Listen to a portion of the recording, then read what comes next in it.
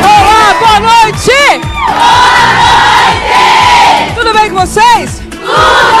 Estamos ao vivo, como vocês podem notar, eu cheguei de viagem, entrei correndo, mas cheguei a tempo porque hoje programamos. Hoje, aliás, o meu convidado é sempre muito polêmico e hoje, com certeza, o programa não vai passar desapercebido. Ele, que é capitão do Exército, há 26 anos, ele é deputado federal. A gente falei, 26 anos é muito tempo, né? Pelo Rio de Janeiro, pai de 5 filhos, alguns gatos, inclusive, idealista, excêntrico e muito polêmico. Todo mundo já sabe de quem eu estou falando? De quem eu estou falando? Estou falando de quem? Jair Bolsonaro. Hoje, aqui no nosso quadro, olha aqui, palavra-chave. Hoje eu pego ele, hein? E como sempre, Bolsonaro fala muito e fala bem. Ele vai dizer tudo o que pensa, tenho certeza que vai causar. Roda aí o programa de hoje. Jair Bolsonaro é sinônimo de polêmica. Direitos humanos é o cacete! Desculpa o linguajado, presidente. Não me censura, não. A favor do porte de arma. Logicamente, eu pretendo usá-la para defender a minha vida. E da redução da maioridade penal. Buscar a redução da maioridade penal e não defender esses marginais como se fossem excluídos da sociedade. Não são excluídos, são vagabundos, que devem ter um tratamento adequado. O que ele tem a dizer sobre a candidatura à presidência? O que o Brasil precisa é de hierarquia e disciplina, porque sem isso jamais você terá ordem e progresso.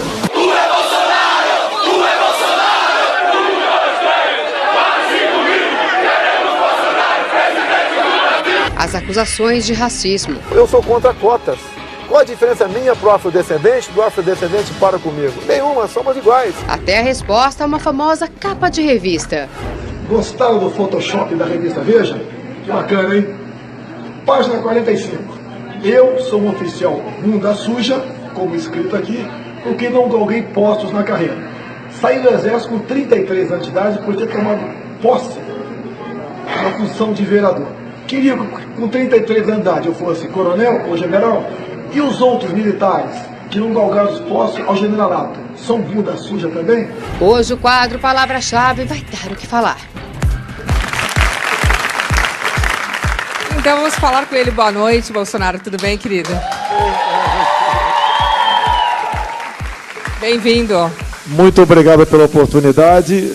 Eu posso dizer uma coisa, aqui tudo começou. Não é? Não é verdade?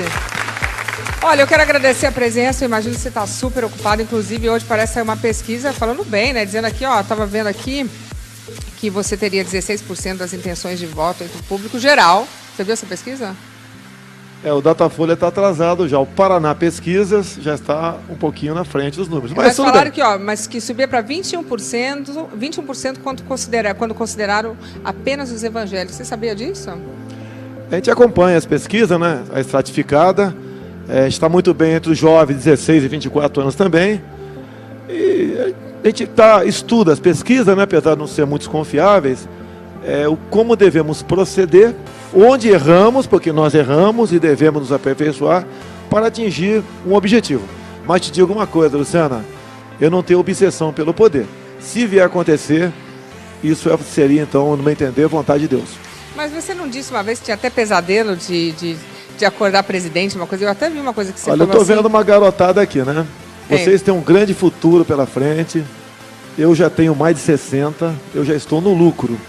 Então, alguém tem que tentar mudar esse Brasil. E eu resolvi há 3 anos me colocar à disposição ou como uma alternativa por ocasião das eleições do ano que vem. Realmente você tem que ter pesadelo, Luciano. O Brasil tem tantos problemas que é difícil a gente falar por onde começaríamos caso chegássemos lá. Difícil mesmo, realmente tá ruim o negócio. Mas vamos lá.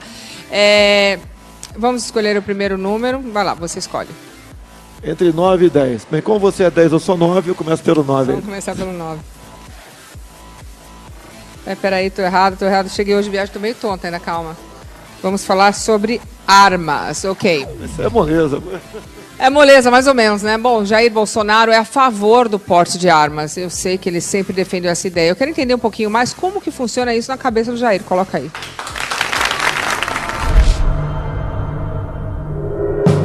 Não é de hoje que Jair Bolsonaro defende o porte de arma no Brasil. É o exemplo da sociedade americana. Lá só não tem fuzil quem não quer.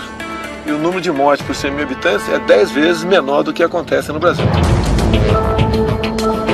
O deputado, que já foi assaltado, diz que se sente mais seguro se estiver armado. Em um vídeo, ele parabeniza as mulheres e brinca. Parabéns a todas as mulheres do Brasil, porque eu defendo a posse de arma de fogo para todos, né? Inclusive vocês, obviamente, as mulheres. Que nós temos que acabar com o mimimi, acabar com essa história de feminicídio. Que daí com arma na cintura vai ter homicídio, tá ok? E afirma que por ser capitão do exército tem controle emocional para poder portar uma arma. Talvez pela minha formação e me sentir, de certa forma, com garantia ao lado dessa arma. Eu poderia, inclusive, interferir caso terceiros venham sofrer um ato de violência ou ter sua vida arriscada por parte de um meliante. Em outras declarações polêmicas, defende a tortura a criminosos. O senhor acha então que a gente resolve a guerra com guerra? Você não tem como combater certas coisas com paz e amor. Eu prefiro, se eu fosse chefe do executivo um dia, Tami, tivesse que gastar dinheiro, eu prefiro gastar com escolas do que com cadeia. Mas só um minuto. Eu prefiro a cadeia cheia de bandido do que o cemitério cheio de inocente. E quer reduzir a maioridade penal no país.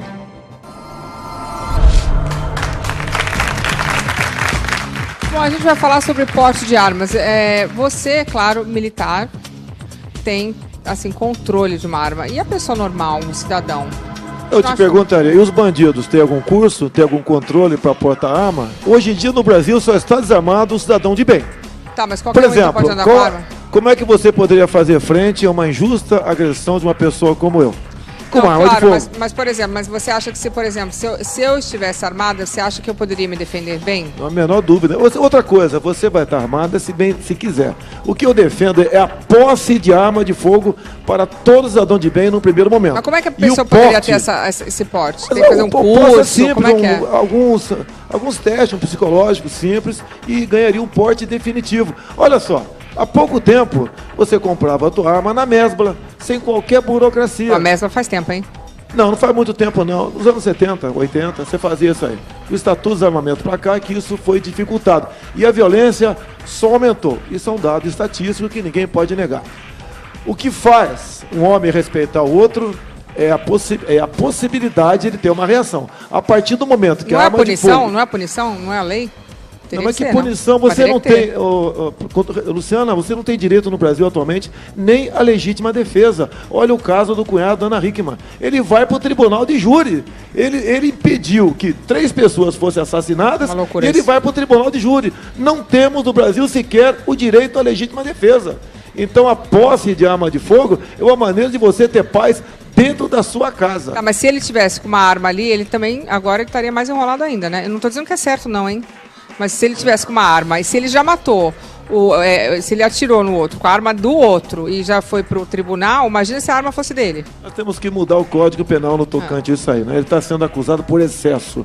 Como ele deu 2 tiros no marginal que invadiu o quarto de hotel, que equivale à residência. Claro, tá certíssimo, é a sua propriedade privada e ali é sagrada. Lamentavelmente, o MP de São Paulo é um desembargador, né? Lamentavelmente, ele colocou o cunhado da Hickman no banco dos réus. Eu faço um apelo aqui, se você porventura vier compor o júri, absolva-o. É claro. Absolva, ponto final. Não seja levado para o promotor que porventura queira, a qualquer custo, condenar. Deixa eu te perguntar uma coisa. Não tem como não comentar o que aconteceu em Goiás, né? Em Goiânia, um menininho que pegou a arma da mãe, que era PM, que era policial, e atirou no colégio e matou 2 coleguinhas, né? E feriu alguns. Isso aí realmente também não retrata o quanto é perigoso um pai, uma mãe ter uma arma em casa? Esse garoto podia ter pego as chaves do carro do pai ou da mãe e passado por cima de uma dezena de pessoas também. Poderia ser uma arma branca, poderia ser um instrumento outro qualquer que levasse à morte. Como faz para proteger esse caso, para que não aconteça isso? É um fato isolado, Luciana, que ainda está sob investigação. Seria prematuro ou leviano da minha parte emitir minha opinião agora. Agora, gente, em especial de esquerda, já politizam o fato, querendo partir para que o policial só possa usar arma durante o serviço. Fora do serviço, deixar a arma nos quartéis. Não tem cabimento. Claro que não. Isso que eles querem fazer. Concordo com você. E no caso da diminuição da maioridade penal, como que você vê isso? Para quantos anos? É uma necessidade. Eu proponho 16, porque 14 você não vai aprovar. Tem gente, como por exemplo o deputado Alberto Fraga, propõe 14 anos. E a gente conversa, não tem como aprovar. Então a gente briga por 16. E mesmo assim, Luciana, nós aprovamos 16 na Câmara e está parado no Senado para alguns tipos de crime, como crime hediondo, lesão corporal seguida de morte, sequestro, estupro. No resto, furto, roubo, continua sendo punido à luz do ECA. E o ECA não pune ninguém. Pergunta, se ele pode ser punido por um assassinato aos 16 anos, ele pode comprar uma arma de fogo? Não, no caso, a legislação, por exemplo, um presidente da República pode propor leis, né? Eu proporia a posse de arma de fogo a partir de 21 anos de idade. 16 ou 18 está um pouco cedo ainda. Assim como, por exemplo, se você quiser vir candidato ao Senado, você tem que ter 35 anos de idade. Deputado federal, 21. Arma de fogo, 21, no meu entender, seria uma boa idade. Ok. Pode escolher mais um nome, Bolsonaro. 9 mais 1, 1. Número 1. Vamos lá, vamos ver se eu acerto agora. Vamos falar sobre o regime militar. Ih, agora vem. Durante o discurso, Jair Bolsonaro teria elogiado o regime militar. Causou. Vamos relembrar esse momento. Coloca aí. Jair Bolsonaro foi muito criticado durante o processo de impeachment de Dilma Rousseff. Pela memória do coronel Carlos Alberto Brilhante Ustra, o pavor de Dilma Rousseff. Contra a presidente, ele citou o coronel Carlos Alberto Brilhante Ustra, torturador na época da ditadura militar. A homenagem lhe rendeu muitas críticas, mas Bolsonaro não voltou atrás. Parlamentares, famosos e até anônimos se manifestaram nas redes sociais contra o deputado. Em entrevista, ele revela qual regime prefere. O período militar foi apelidado de ditadura. Você pode ver, você tinha completa liberdade para ir e vir, para fazer o que bem entendesse aqui em nosso país.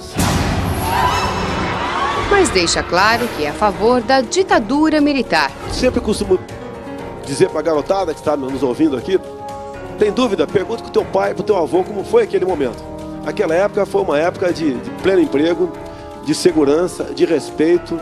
E aí, deputado, o senhor mantém a opinião?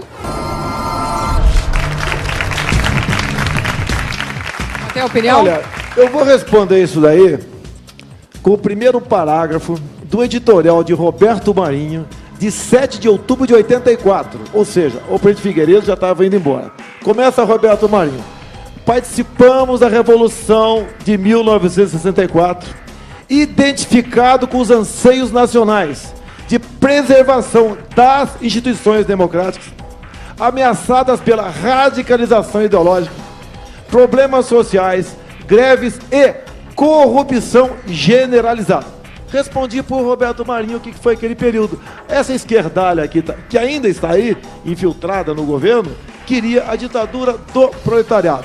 Recomendo a leitura do livro A Verdade Sufocada, de Carlos Alberto Brilhante Ustra.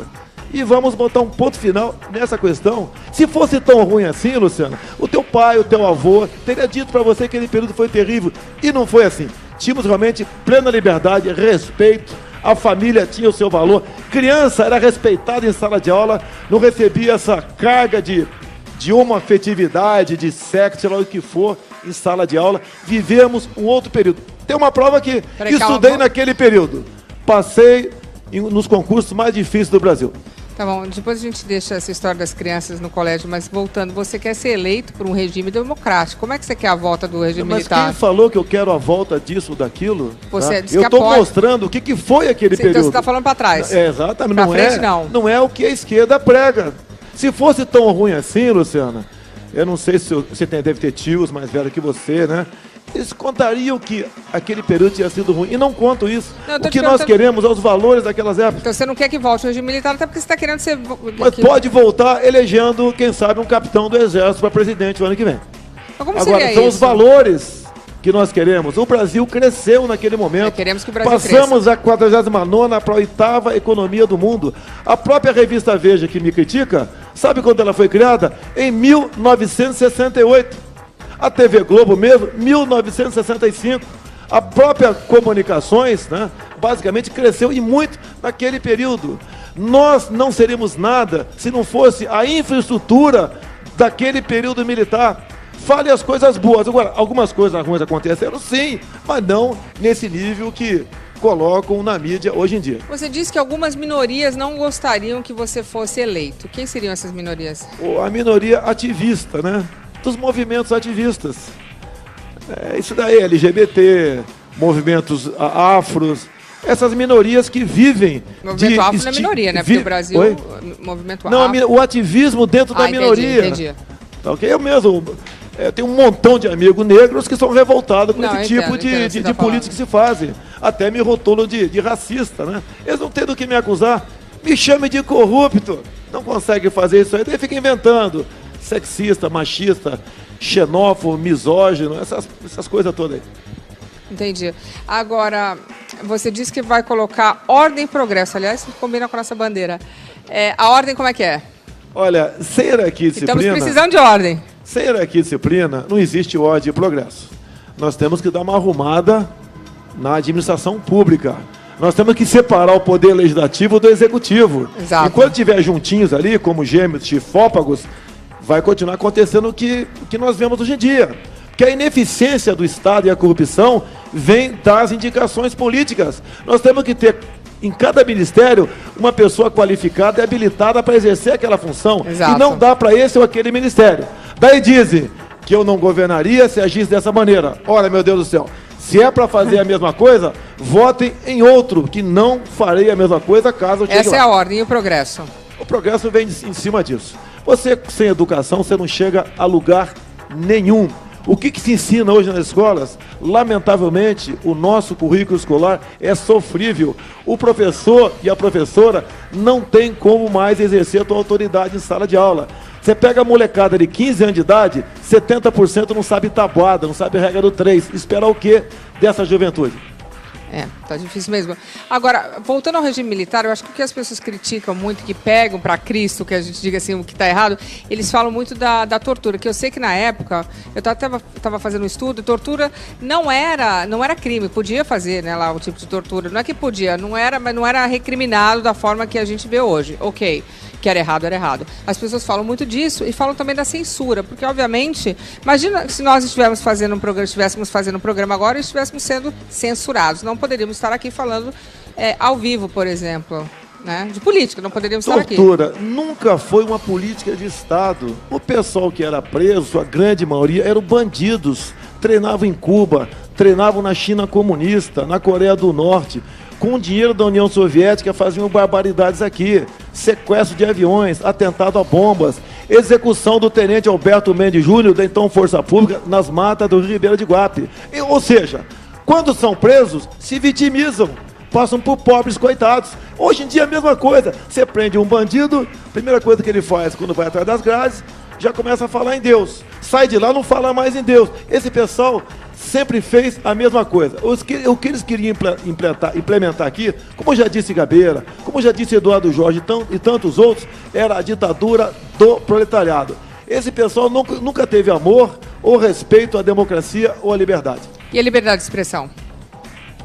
Liberdade de expressão, olha... Censura. Olha, naquele tempo, por exemplo, antes até desse tempo, você não podia ir à praia de biquíni. Não. Até que um tempo você passou aí. Mas, por exemplo, certas coisas, com o tempo, vão acontecendo. Disco tinha que ser aprovado. Hoje em dia, quando se fala em censura, vamos trazer essas exposições, como nós vimos aqui, patrocinadas pelo Santander, em Porto Alegre, para dentro da sala de aula. Ou isso que nós vimos aqui no Museu de Arte, no museu aqui em São Paulo, para dentro da sala de aula, tem que ter uma... Mas quem vai definir? Vai ter uma pessoa lá definindo se a gente pode ou não pode falar? Mas daí, a própria sociedade define isso. Então. Você não pode, certas coisas, dizer que não pode ter censura. Você talvez a pessoa assista aí, uma cena de nudez de madrugada na televisão. Ninguém tá recriminando isso aí. Agora, se isso passasse 2, 4 da tarde, estaria errado. Eu estou concordando, mas na época tinha uma censura, assim, bem exacerbada. Inclusive, por exemplo, se você fizesse uma peça de teatro, tinha que passar por um comitê, pelo censor, para ver se poderia fazer a peça. Mas esse pessoal da cultura sempre esteve muito adiantado no teu tempo, como nós assistimos hoje em dia. Então, você não é a favor da censura? A censura existia e tinha ali... proibido para menores de tantos anos de idade, 14, 12, 18. Tinha isso daí, como tem hoje em dia também. Agora, a imprensa foi muito livre naquele momento. Olha, muitas vezes uma matéria, de acordo com o dono daquele espaço do jornal, não poderia sair, porque uma palavra-chave ali poderia determinar a execução de alguém que tivesse sido sequestrado e estivesse sendo mantido em cativeiro por parte da esquerda. Isso acontecia. Tanto é que você pegar as matérias censuradas daquela época, você vai ver que vai chegar à conclusão que era muito mais em função de quem era o editorialista do que a matéria em si. Entendi. E muitas vezes falavam que hoje vão publicar uma receita de bolo na capa do jornal só para sacanear os militares. Faziam isso aí e isso é comprovado hoje em dia. Ok, vamos lá, mais um número. Vamos por 10 logo? Eita, Lelê, vamos por 10, vai. Vamos por 10. Arrependimento, será que você se arrepende de alguma coisa, Bolsonaro? Lógico que se arrepende, né? Sempre, né? Sempre tem. Aconteceu. Vamos lá. Não pode mais chorar pelo leite derramado, né? Jair Bolsonaro é daqueles que não leva desaforo para casa e tem pouquíssimo arrependimento sobre o que fala, eu sei disso. Mas tudo bem, vamos lá. Jair Bolsonaro é o rei das declarações polêmicas. É o exemplo da sociedade americana. Lá só não tem fuzil quem não quer. E o número de mortes por 100 mil habitantes é 10 vezes menor do que acontece no Brasil. Mas ele afirma que o que diz é sempre distorcido. Será? O que eu comentei nesses momentos todos aqui de polêmica, você tem que botar um pouquinho antes. O deputado parece não demonstrar arrependimento, exceto em um episódio. O senhor se arrepende de ter falado isso? Foi um momento de explosão. Se você fosse hoje o presidente da República, você fecharia o Congresso Nacional? Não há a menor dúvida, daria golpe no mesmo dia. Ele revela que a maturidade o fez rever alguns conceitos. Com relação à deputada Maria do Rosário, Bolsonaro é enfático. O senhor se arrepende de ter declarado isso? Negativo, eu estava defendendo as mulheres vítimas de estupro. Ela estava defendendo um estuprador. Recentemente, o padre Júlio Lancelotti fez duras acusações contra Jair Bolsonaro. Aparecer nas pesquisas que uma pessoa homofóbica, violenta como Bolsonaro, é seguido por tanta gente no Brasil, isso é vergonhoso. De que o homem vale mais que a mulher e que a mulher tem que ser submissa ao homem. Isso é inaceitável. Ele respondeu durante um programa de TV. Esse padre não tem Deus no coração. E a sua língua, tá, serve para desferir inverdades. Olha, antes de você responder isso, eu quero dizer para os seus fãs não me atacarem. Você está aqui por livre e espontânea vontade. Porque depois eles me atacam. Você pode falar que eu sempre te tratei bem, porque o povo me ataca depois, viu? Eu estou te tratando bem, está sendo bem tratado? É excelente, já tô. Ok. Quero voltar aqui de novo. Vamos lá. Você é católico. Como é que você se sentiu sendo atacado por um padre? Esse cidadão aí você não pode qualificá-lo como padre. Ele foi acusado há pouco tempo de praticar pedofilia. E foi defendido por um advogado do PT chamado de Luiz Eduardo Grinhal. Não precisa falar mais nada no tocante a isso aí. Tá? Outra coisa, ele me acusa. Por quê? É porque ele defende o PT. Tá? Muita gente que defende o PT fica assacando inverdades contra mim. Não procede nada do que ele falou ali. Eu nunca ofendi mulher nenhuma. Me aponte um áudio eu ofendendo as mulheres. Você falou que a mulher tinha que ganhar menos porque ela fica grávida? Eu dei uma entrevista para o jornal Zero Hora, exatamente por que mulher ganhava menos do que homem. Eles que propuseram essa pauta. Eu estudei e respondi para eles. Pesquisei, inclusive IBGE, entre outras fontes de pesquisa. E um dos motivos, né, era o direitos trabalhistas, entre ele e a questão da licença gestante. De acordo com pesquisas, ele botaram na minha conta isso daí. Mas você acha que a mulher tem que ganhar menos porque ela fica grávida? Não tem nada a ver. Ela ganha de acordo com a sua competência. Tem nada a ver. Não tem nada a ver. Igualdade. Na força que eu pertenço ao Exército, uma terceiro sargento, homem ou mulher, ganha exatamente a mesma coisa. Não tem diferença nenhuma. Mas por que tem que ser pela mesma pela competência ou não assim pelo cargo? Se o cargo é de, diretor de programa, se for homem ou mulher, é a mesma coisa. Eu levo em conta o concurso, né? Entendi. Fez concurso, foi aprovado então ocupou a mesma função, ganha a mesma coisa. A função ganha a mesma coisa, não pode ser homem, mulher, tudo igual, sem certo? Problema, não, sem problema. Não tem problema, ok. Eu gostaria até que as mulheres ganhassem muito mais do que nós. Eu também acho que a gente merece mais, mas tudo bem. Você se arrependeu sobre o fato de ter dado uma declaração de ter que fechar o Congresso Nacional? Isso tem, pela minha imagem ali, tu viu que estava bonitinho, né? Tem uns 20 anos aquela... Tem tempo. Foi o momento que eu estava... Eu não estava nem viva. Eu estava externando uma insatisfação popular em relação ao Congresso Nacional. Hoje em dia, você pode ver, a insatisfação com o Congresso é muito grande. E nem por isso eu falo isso, ok? Foi o momento de explosão. Raiva, eu gostaria que eu tivesse falado, agora já falou, eu vou ter que carregar isso até morrer. Mas aí né? você explica o porquê. Os meus colegas lá, foi um momento de satisfação.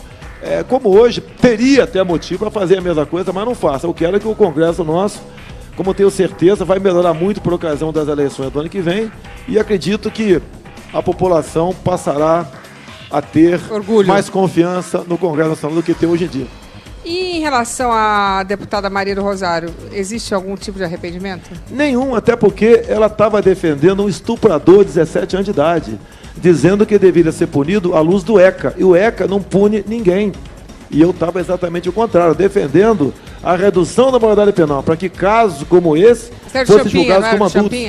É o caso do Champim ainda. E olha só, quando eu falei para você agora há pouco, quando nós votamos aqui uma proposta de emenda à Constituição para reduzir a maioridade penal, e lá para esses menores que porventura praticassem o estupro, essa deputada Maria do Rosário votou contra. Ou seja, para a Maria do Rosário, o menor de 16, 17 anos pode estuprar e matar uma mulher, que ele vai pegar, quando muito, 3 anos de internação numa dessas casas aí que a gente sabe que não recupera ninguém. E o Champinha tá preso ainda, não tá? Tá preso, ele mais um tem um gasto mensal de R$30 mil para os contribuintes. Tá, mas... Ele tinha que estar numa cadeia, esse malandro aí. Ele não tá preso? Não, preso é numa casa especial, não é num presídio. Se ele for pro presídio normal, ele pode, com toda certeza... Mas quantos anos ele tem? Por que ele tá numa casa especial? Ele deve estar agora com seus 30 anos de idade, mais ou menos. Por que ele tá numa casa especial? É porque se ele for posto em liberdade, segundo ele alega, não vai ser preso na cadeia ele pode sofrer violência por parte de alguns. Mas por que não pode ser numa cadeia normal? Como o crime foi antes de 18 anos de idade, ele não tem uma pena decretada por um juiz. Entendi. Então ele fica sendo tratado como criança? Exatamente. Tá numa vida boa, sei que tem televisão de primeira, uma casa maravilhosa, uma vida que muita gente gostaria de ter, o que ele está tendo agora. Quanto custa por mês? Como 30 mil por mês, ele mais um. Assim como aquele menor que arrastou aquele garoto, conhecido como João L. no Rio de Janeiro, até há pouco tempo ele estava na Suíça, através de uma ONG... financiado por uma ONG lá do Rio de Janeiro. Não para. Porque ele poderia ser assassinado, morto lá no Rio de Janeiro. É para isso que serve a política de direitos humanos no Brasil. Para dar esse tipo de tratamento VIP para bandidos. Por isso, se eu chegar lá, rosquinha para vocês que defendem esse tipo de política de direitos humanos. Realmente, você tem que concordar com isso, não tá certo. Isso aí, você desculpa, mas tá bem, realmente tem que concordar, não dá, né? Realmente isso é palhaçada, vai. É uma inversão de valores completa. Por isso está de violência no Brasil. O ser criminoso no Brasil é vantajoso. Tem progressão de pena, tem visita íntima, tem tudo que se possa imaginar. E só no Brasil, o carcereiro pode ser acusado de praticar ali um crime de tortura psicológica, tudo pode acontecer. Bom, ninguém está aqui dizendo que eles têm que ser torturados, mas que tem que ter uma pena que condiz com o que fizeram. Infelizmente, no Brasil, está na Constituição escrito, que não pode haver pena não de pode, morte, por exemplo, sair no induto. Perpétua. Não, vem cá, não pode sair no induto do Dia das Mães, Suzana Richthofen, vai lá no Dia das Mães, no Dia dos Pais, realmente não pode nem você. Dia das Crianças, palhaçada. Você nem pode obrigar um preso a trabalhar no Brasil de acordo com a nossa Constituição. Vem cá, é verdade que você deu uma declaração em 86 dizendo que tinha que explodir uma bomba numa praça para chamar a atenção do Exército para uma questão salarial? Foi em 87. Uma repórter me acusou. Uma sozinha me acusou. Acusou de ter dado essa declaração? Inventou um montão de coisa lá. Eu fui julgado pelo Superior Tribunal Militar. E por 9-4 o processo foi arquivado. Mas você disse ou não da bomba? Ela inventou essa história. Eu conhecia Cássia Maria Rodrigues. Tive uma meia dúzia de vezes com ela. E muita coisa eu falei sobre questão salarial, falei sim, a conhecia. Ela foi no quartel onde eu servia no Rio de Janeiro e ela resolveu publicar aquilo da cabeça dela. Como há poucas semanas a revista Veja publicou uma matéria também, onde eu teria convidado o senhor Paulo Roberto Costa, condenado a 12 anos pelo Petrolão, para ser candidato pelo meu partido no Rio de Janeiro. Você vai falar sobre isso? Esses absurdos aí que a imprensa joga e depois eu tenho que ficar me explicando a vida toda. Próximo, vamos lá. Próximo número. A minha artilharia aí, meia dúzia. Número 6. Cadê aqueles seus filhos bonitos? Não vieram hoje? Só veio você? Que pena! Vamos falar sobre destaque. Podemos dizer que Jair Bolsonaro é um destaque na política nacional. Está sempre na mídia, está sempre causando. Eu quero entender o porquê. Coloca aí.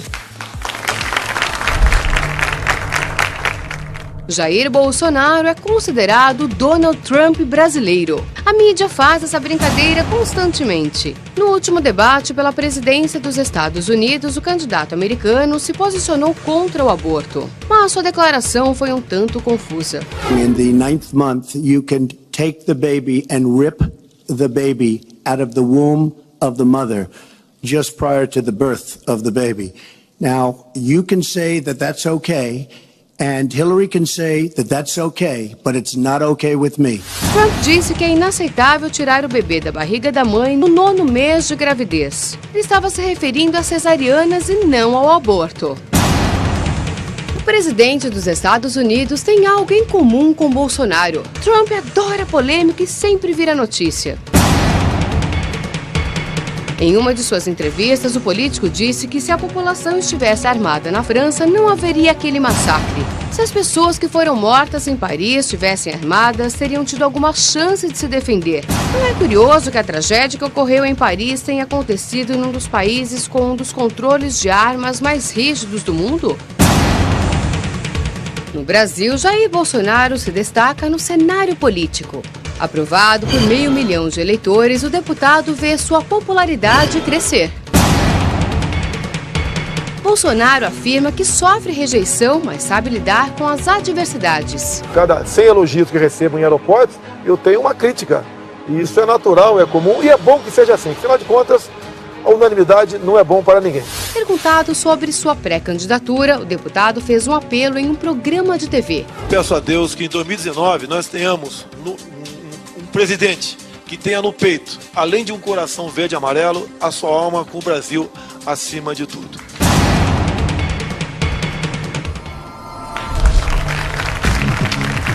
Gostei da comparação com o Trump, a gente vai falar sobre isso. É bom que eu já entrevistei o Trump, agora você, vamos conversar. Eu vou primeiro. Você foi comparado ao Donald Trump. Donald Trump que está causando, como sempre, mas eu estava vendo, a economia dos Estados Unidos está crescendo, né? O povo está falando, mas a grande mídia não toca nesse assunto. É, que a economia realmente cresceu bastante. Uma correção para a gente continuar aqui. É o MP de Minas Gerais que botou no banco dos réus o cunhado da Ana Hickman, mas não o MP de São Paulo. Okay. Quanto ao Trump, eu gostaria que fosse comparado com ele a riqueza que ele tem. É um homem bem sucedido, de negócio. E outra questão também importante. Quem é favorável ao aborto dos Estados Unidos é a Hillary Clinton e nunca o Trump. O Trump é o contrário, depois que assumiu, cortou as verbas de todas as entidades que defendiam o aborto. Você bateu continência para a bandeira americana, sim, quando você foi para os Estados Unidos. Você, brasileiro, bateu continência para a bandeira americana, me explica. A continência do militar é um sinal de respeito, né? Mesmo para o americano?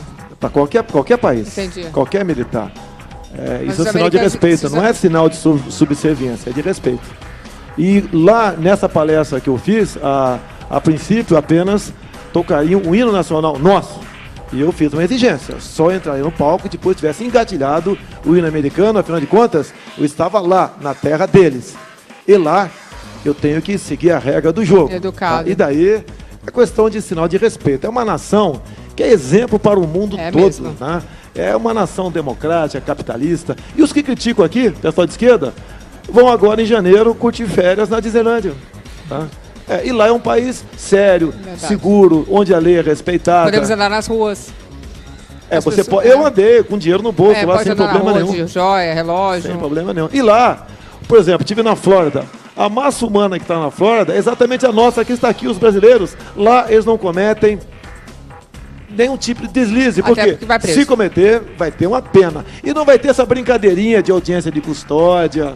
Tá? Se for condenado, vai ter progressão de pena, visita íntima. Daí ele é um gibi na biblioteca, tem abatimento de pena. Lá ele cumpre integralmente a sua pena. Eu não entendo esse negócio de abater pena. Quer dizer, você cumpriu, você tem que cumprir a pena. Tem 20 anos, fica 20 anos. 10 anos, tem 10 anos. Lá tem uma lei, em alguns estados, tem lei que eu apresentei em Brasília semelhante. Eu me inspiro em muita coisa no exemplo dos Estados Unidos para aplicar aqui no Brasil. Tem a lei dos 3 crimes. Se o cara furtar 3 bicicletas, de acordo com o Estado, ele começa com 20 anos de cadeia sem progressão.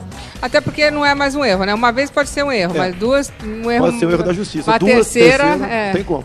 Não aqui você pega o cidadão, Luciano, o bandido, você pega a ficha dele e você mede com uma trena. Loucura. Você tem ali 50, 60, 80 passagens. Não é uma e coisinha. A polícia militar, essa valorosa polícia militar todo o Brasil, fica enxugando gelo o tempo todo. Prende e solta, prende, a justiça solta, prende e solta. Realmente fica difícil trabalhar nessa situação. Você gosta da comparação com o Trump? Mas muita coisa sim. Tá? Agora, o que ele sofreu durante a campanha, nós conhecemos o Trump por ocasião das primárias, quando ele foi escolhido. Agora, as acusações que ele sofreu durante toda a campanha, eu já vinha sofrendo há 3 anos. Ele tem uma dificuldade de se comunicar. Eu já entrevistei o Trump, ele é um homem muito inteligente, mas ele fala umas coisas que realmente as pessoas ficam desesperadas. Você acha que você é um pouquinho assim também? Às vezes você fala algumas coisas que... Nós temos alguma coisa em comum. Por exemplo, nós somos contra o politicamente correto. Isso está matando a gente, até para fazer uma piada, Luciano. Hoje fazer uma piada tá difícil, uma brincadeira, tá difícil. Tá, mas se você estivesse do outro lado da moeda, você gostaria que fizesse uma piada de mau gosto com você? Pode sem problema nenhum. Ó, fazem, né? Faz o tempo todo. Raramente eu processo alguém. Raramente. Não, eu entendo isso também. Tem os dois lados, são dois lados da história. Sem problema nenhum. Você pode ver, quando se fala em racismo, né? No meu tempo de tenente do exército, capitão, dia 3 de maio, no quartel, a gente fazia as peladas dos negros contra os brancos. O pau cantava, acabava a pelada, tomava Coca-Cola na cantina, um refrigerante, e a vida continuava sem problema nenhum. Hoje em dia, qualquer coisa é racismo, qualquer coisa é homofobia. Você não pode contar uma piada de gaúcho, de baiano, de cearense, de goiano. Acabou a brincadeira de se viver. Você tem que contar piada entre amigos ali. Tem alguém gravando? Não, então continua fazendo a brincadeira. E pode ter certeza, né? Porque quando se fala em racismo, olha o que o Morgan Freeman disse. Como é que se combate o racismo? Não se tocando no assunto. Eu acho que quanto mais fala, pior fica. Até porque não deveria existir mesmo, né? Porque as pessoas são iguais, esse negócio é uma loucura. Agora, o Trump no começo das eleições, da campanha dele, ele foi visto como uma brincadeira, era um joke, era assim um bad joke, uma brincadeira péssima. E ele se elegeu e hoje é presidente dos Estados Unidos. Você acha que também existe um pouquinho assim? Você não tem... Porque a gente sabe que, na realidade, você não tem um apoio muito grande, né? E não estou dizendo da população, estou dizendo dos partidos. Você se vê meio Trump nisso? Se eu tivesse apoio de partidos, eu estaria em Curitiba ou na Papuda, uma hora dessa. Okay? Que assim, lamentavelmente, grande parte dos partidos se comportam dessa maneira. O Brasil são eles. É uma coisa que nunca ninguém te acusou de roubar nada. Muito pelo contrário. Corrupção. Eu fui citado no Mensalão, no Petrolão, o caso da Friboi, exatamente pelo outro lado, como um exemplo realmente que deveria ser seguido por todos. É verdade. Okay? Então isso eu costumo dizer, não é virtude, é obrigação. É obrigação. Você fazer a coisa, buscar fazer a coisa certa. E por outro lado, eu tenho vergonha de um dia ver minha cara nos jornais. Quem não tem vergonha disso? Você pode ver figurões ali, nomes conhecidíssimos, que estão presos. Você acha que hoje em dia não estão arrependidos? Eu acho que o crime não vale a pena não, mas as pessoas eu não sei. Fizeram, aconteceu. Tem que ter vergonha na cara, golpe, né? Eu acho. É triste a situação. Triste mesmo. E eu acho que dinheiro nenhum vale a pena, né? Não vale a pena. Eu tenho certeza que estão arrependidos hoje em dia. Nós parlamentares... Você acha que com esse movimento todo, várias pessoas presas, você acha que as pessoas vão ter mais medo de roubar ou continua a roubalheira? Diminuiu, mas continua a entender. Mas as pessoas não têm medo? Ainda continuam negociando o ministério. Não tem medo? O povo não tem medo de ser preso? Parece que não. Porque quando se negocia ministério, por exemplo, no parlamento, algum interesse tem ali. Você sabe, por exemplo, qual partido pertence ao Ministério da Como é que negocia o Ministério? Me explica. Olha, a minha bancada tem 40 deputados, se eu tiver tais ministérios, eu voto tudo que o governo quiser. Daí o governo nomeia 2, 3 ministros para aquele partido. Isso é errado, né? Mas isso que acontece atualmente. Eu te pergunto, de qual partido é o Ministério da Agricultura, da Saúde, da Educação? Eu acho que se o partido tivesse buscado aquele ministério para fazer o bem, eu tinha que falar, olha, o Ministério da Educação é do meu partido. Qualquer coisa errada, ligue aqui para a liderança do partido, para o presidente do partido. Não ao contrário, eles se escondem. É porque tem vergonha. É lógico, porque não está fazendo a coisa certa. Pode ter certeza disso. Triste isso, gente. Temos que mudar isso aí. Ou então, o Brasil vai continuar na situação que se encontra. Mais um número, por favor. Vamos empatar, 04. Número 4. Agora a gente vai falar de fanatismo, hein? Nossa, eu já sofri com isso. Jair Bolsonaro é amado por uns e odiado por outros. Podemos dizer que o fanatismo realmente acompanha o Bolsonaro. Olha só.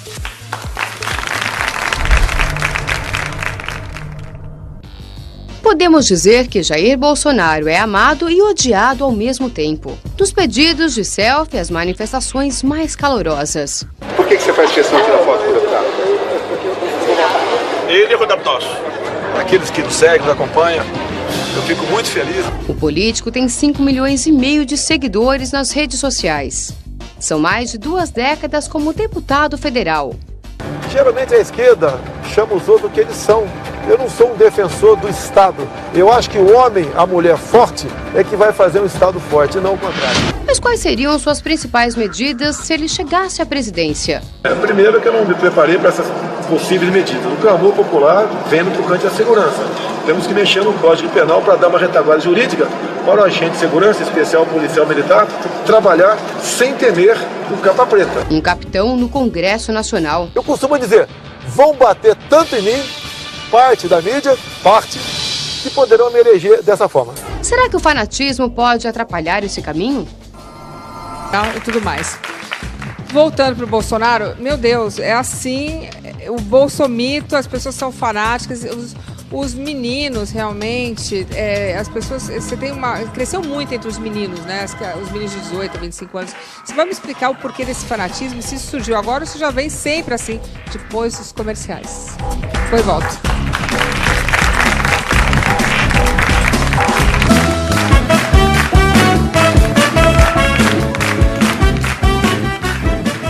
Então, Jair, antes de nós irmos para os comerciais, eu perguntei para você por que essa popularidade entre meninos entre 18 e 26 anos, que é aí a grande faixa etária que tem esse fanatismo com você. Você sabe por quê?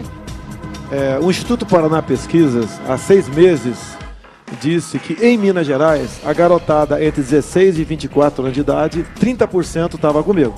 Esse número cresceu. Não há fanatismo, há uma relação mútua de confiança entre nós. As minhas palestras, as minhas conversas, a garotada acredita no que eu falo. E eu sempre procuro botar a verdade acima de tudo. Muitos dizem para mim, né? Você não vai conseguir uma eleição majoritária sem mentir. Eu digo, se não for assim, não chegarei lá. Mas eu acredito que a verdade nos libertará e a verdade conduzirá o país para o seu devido destino. Aqui está dizendo que você tem investido bastante nas redes sociais. Eu te perguntei o seu Instagram, você... Não, eu não trabalho, eu só opero o Facebook. Você não faz o Trump de noite ficar falando no Twitter? Não dá tempo, é muita coisa. E também a questão de WhatsApp me toma umas 3 horas por dia. Você fica no WhatsApp? Umas 3 horas por dia, o somatório sim. É um grupo menor um pouquinho que eu tenho. E esse grupo tem um compromisso, né, de retransmitir o que eu passo para eles. Estamos dizendo aqui que são 5,5 milhões de seguidores, sabia? 4.600.000 só no Facebook. Eu acho que eu sou o parlamentar que mais tem seguidores. Você fica lá no Facebook? Um pouquinho no Facebook, 1 hora por dia, mais ou menos. Eu leio 20% dos comentários. Responde você mesmo? Uma meia dúzia. Não, lá só quem opera sou eu. Raramente eu pago missão para alguém que trabalha comigo mexer lá. Mas você também passou muito tempo sendo atacado por alguns grupos. Como é que era isso? O fanatismo funciona para os dois lados, né? As pessoas que gostam e as pessoas que não gostam. O antídoto são pessoas que me seguem.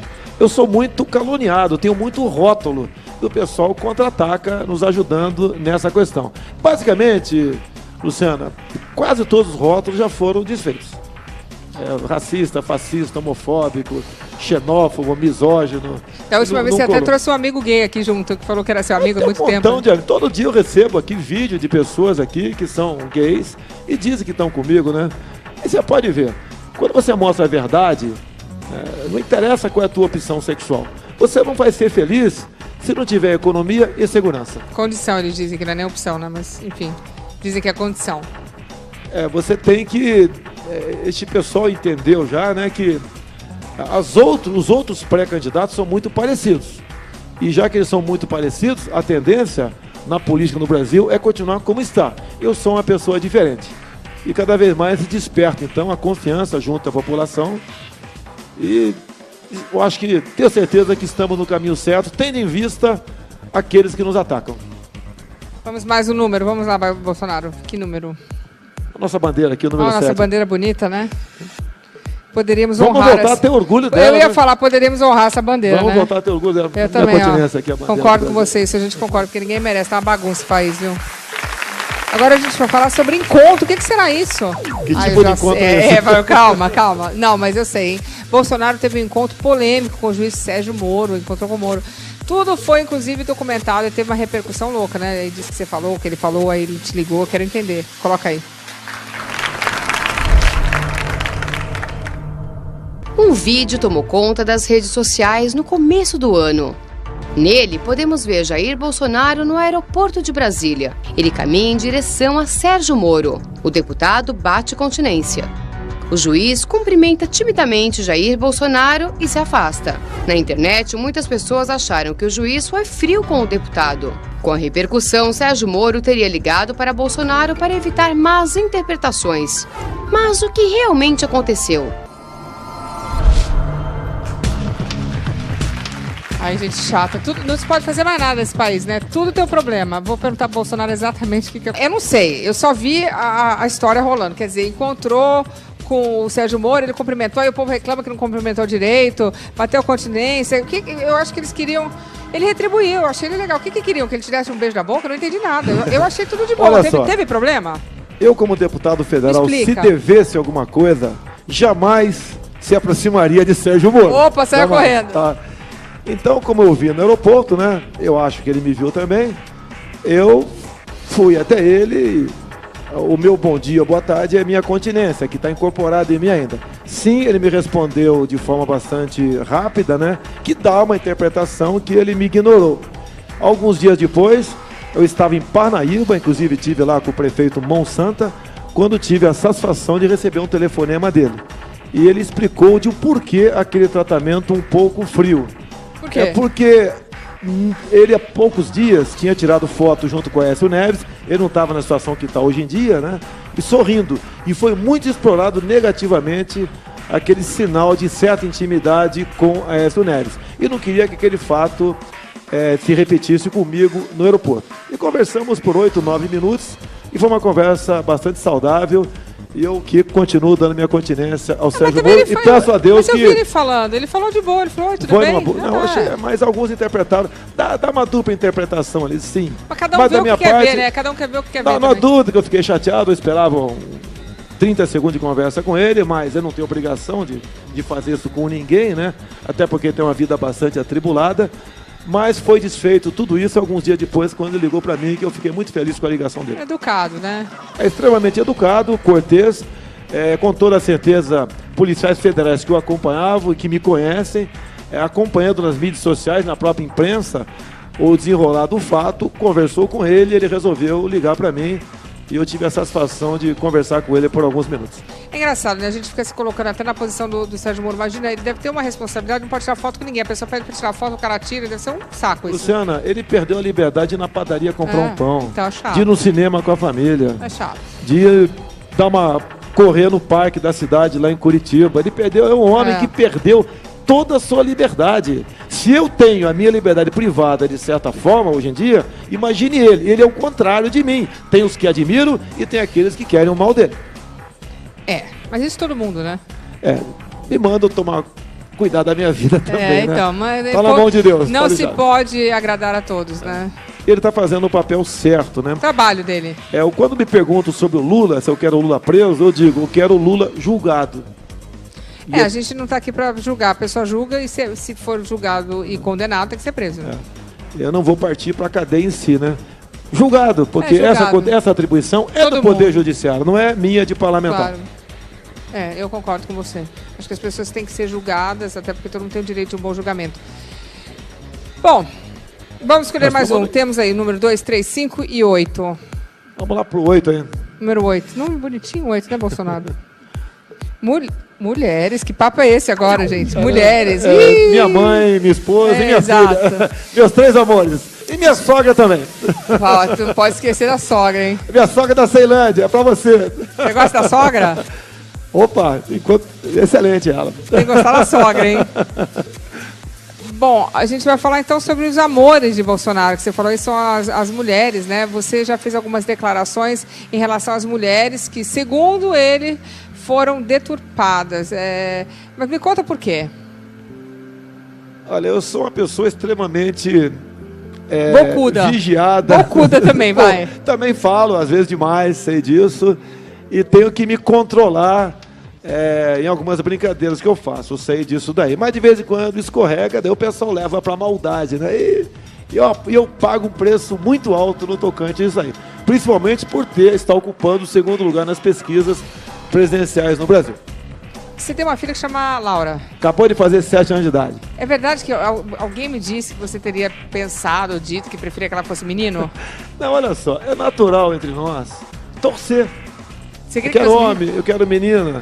E como eu tive 4 homens, o pessoal brincava, né? Vai ser homem também. Se for mulher, não sei o quê. E quando veio mulher, tá ok?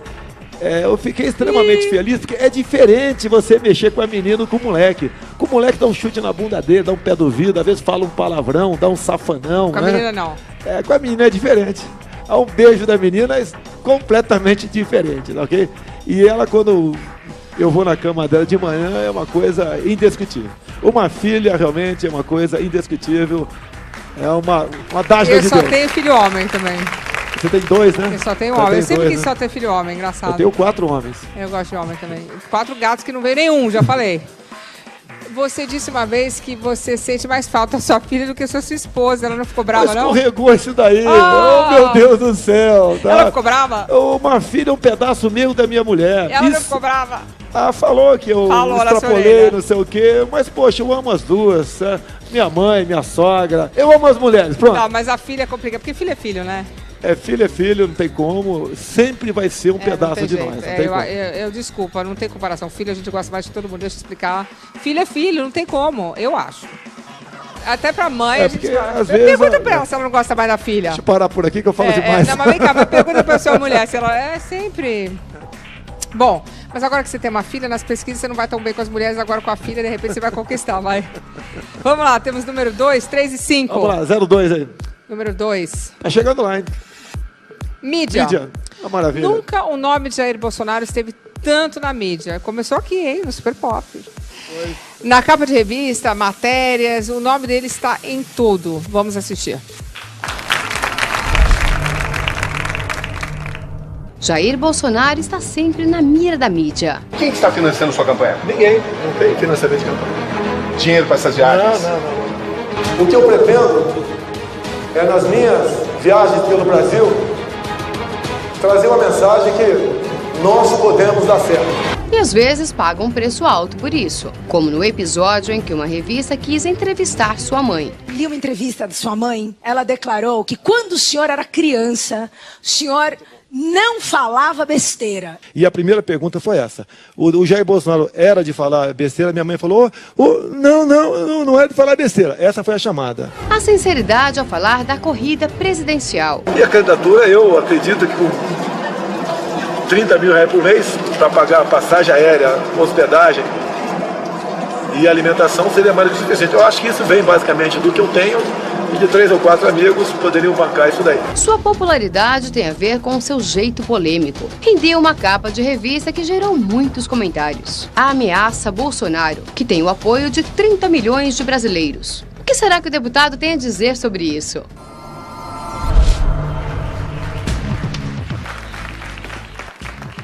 Cadê eu? Me tiraram daqui, eu voltei. Oi! Eu vou para os comerciais e quando a gente voltar, vamos falar sobre isso. Porque essa capa da Veja foi assim, olha, o medo do Bolsonaro, vou até dar um passo para trás aqui. Depois dos comerciais!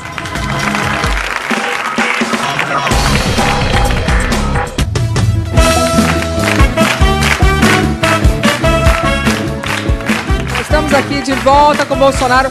Bolsonaro, você está na capa da revista Veja. E aí? Faltou Photoshop ali, né? Todos os outros pré-candidatos com Photoshop. Olha, vejo a capa da Veja de 2 semanas que eu tô lá. Ok? E vejo a capa da Veja São Paulo com o Dória. Telão, olha aqui. Faltou Photoshop mesmo, hein? Essa semana.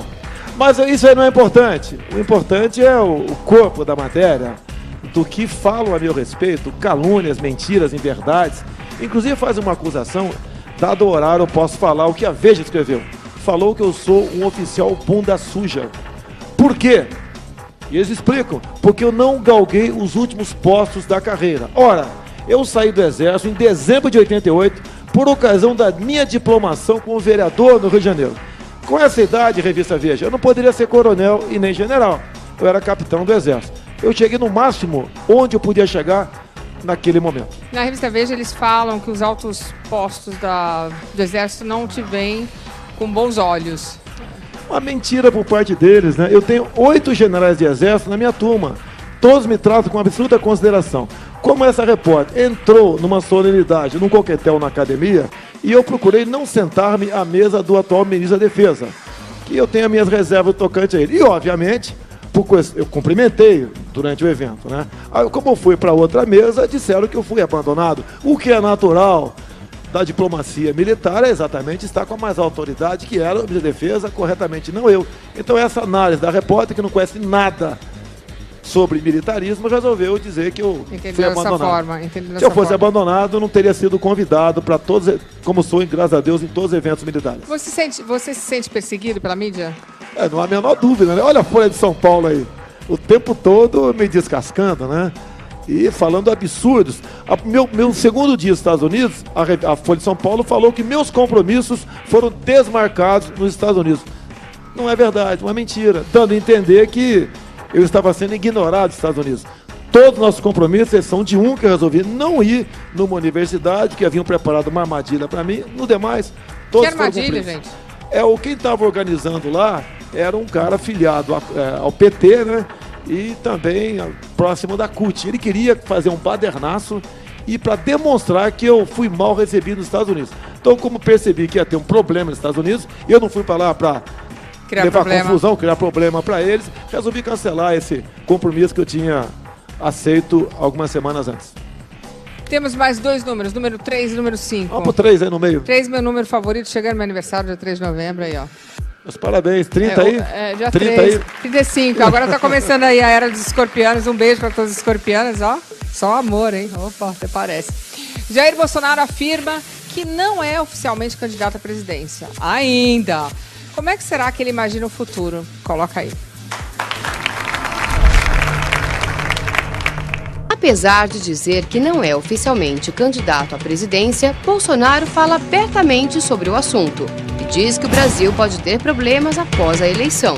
Movimentos sociais, algumas minorias, fariam um trabalho enorme de tentar parar o Brasil, contrário à chegada ao poder de alguém com perfil semelhante ao meu. Para o político, a questão da segurança influencia também a economia. Muita coisa está ligado com a violência no nosso Brasil.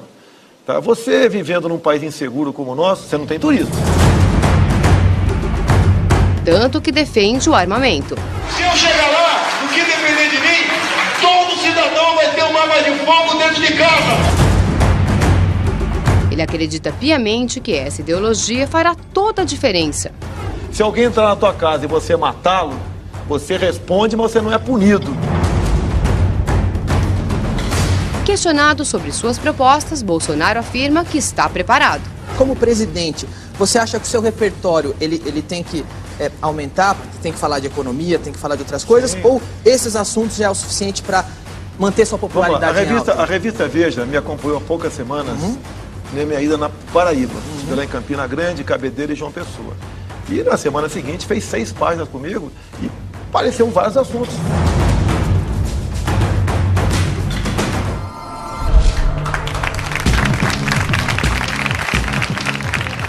Bolsonaro, você anunciou a pré-candidatura, é isso? Olha, pela lei eleitoral eu não posso pedir voto de forma explícita. No resto eu posso fazer qualquer coisa, mas eu não faço qualquer coisa. Me reservo aqui na possibilidade, se meu partido assim entender o ano que vem, me colocar à disposição. Na realidade você não tem apoio de muitos partidos. Ainda bem. Não tem nenhum. Ainda bem. Mas se eleito, você não tem medo de sofrer um impeachment, por exemplo? Eu posso até... Todo mundo pode sofrer um impeachment. Claro. Se eu vier a sofrer, não será por omissão nem por corrupção. Ok. E por que não esses conchavos? Por que não tem nenhum partido que dê Você certo? mesmo acabou de usar o adjetivo aí, conchavos. Isso não é uma maneira sadia de fazer política. Nós temos que dizer o seguinte, o Brasil estando bem, todos nós estaremos bem. E não apenas a classe política estando bem, o Brasil estará bem. Houve um rumor que que você estaria usando cota parlamentar para fazer campanha. Para quem não sabe, cota parlamentar é o dinheiro que você recebe para fazer com que o seu escritório, que o seu, vamos dizer, que o seu trabalho seja feito com excelência, o seu gabinete, certo? O dinheiro você não recebe. Dinheiro seria, não, está à sua disposição. Só que esse dinheiro para ser usado ali, no seu trabalho. Sim. E você estaria usando isso para fazer campanha. Olha, verdade? E se for verdade, pode? Primeiro que eu não estou fazendo campanha. Outra que a atividade parlamentar é em todo o Brasil. Ok. O ano passado eu não gastei R$70 mil da minha cota. A previsão desse ano eu não gastar em torno de R$150 mil. Eu sou o parlamentar que menos gasta. Por que esse patrulhamento em cima de mim? Outra coisa, querem saber se as minhas viagens eu usei o recurso da cota parlamentar ou não, é só entrar no site da Câmara. Tá, mas você é deputado pelo Estado, pelo seu Estado, certo? Não, mas a nossa atividade é em todo o Brasil. Já estive em Roraima, vendo os problemas de imigração, problema indígena, problema ambiental. Já estive no Vado Ribeira, já estive na Mackenzie vendo a pesquisa do grafeno. Em alguns desses eventos, uso a cota da Câmara sim, outros não. E também foi dito que você, em 26 anos, só conseguiu aprovar 2 projetos seus. Foram 3, mas não levo. Olha, mas é normal isso? Pergunta, não. Eu não muito entendo, simples. Tô te perguntando. A imprensa que me acusa faz um levantamento, não é o teu caso, né? Faz um levantamento de todos os parlamentares, quantos projetos eles aprovaram ao longo de seus 4, 8, 10 ou 20 anos de mandato. É muito difícil aprovar alguma coisa. E vejam também a qualidade dos projetos. 2 projetos meus que eu posso falar aqui agora. Voto impresso pro ano que vem, para dar... Eu acho legal. Tá? Para que se possa se auditar, acaba o fantasma de fraude. O e a outra é uma esperança, não é uma realidade, mas é uma esperança. A fosfetanolamina sintética para aqueles que estão cometidos de câncer e, lamentavelmente, não tem outra esperança a não ser esse comprimido. Se vai dar certo ou não, não sei, não sou médico, mas aprovamos e, lamentavelmente, o Supremo Tribunal Federal evitou, por liminar, né, impediu a fabricação deste material no Brasil. Vamos voltar para a parte eleitoral. Como é que funciona essa nova urna? Você vai, digita o número dos seus candidatos, aparece na tela do presidente ao deputado estadual, você confirma, né, dá um ok, uma maquininha imprime num papel, você confirma que imprimiu corretamente, aperta o botão, o voto cai na urna. Não tem contato manual. A partir do dia seguinte, qualquer presidente de partido municipal, estadual, nacional, pode pedir a recontagem total ou parcial e o voto contado manualmente no papel tem que bater 100% daquele eu acho eletrônico. Legal isso. Agora, o TSE quer dar uma volta nisso. Por quê? Eles querem apenas que 0,5% das sessões do ano que vem tenham a impressora do lado, alegando custo. Não é verdade. Eu tenho o direito de desconfiar do Tribunal Superior Eleitoral. Tenho o direito de desconfiar da lisura. E nós temos garantido em lei isso desde 2015. Já deu tempo do TSE se programar para o ano que vem. Como é que é nos Estados Unidos? É assim, não é? É o papel. Só aqui na Venezuela. Na Venezuela, o Maduro agora, num dedo dele, ele resolveu as eleições da nova Assembleia Nacional Constituinte. Apareceu 1 milhão de votos para a sua Assembleia lá na Venezuela. Então só aqui que não é impresso? Olha só, eu acredito que se nós não tivermos o voto impresso no ano que vem, o sistema fará o seu presidente. Por que não teria, né? É certo ter ali uma possibilidade de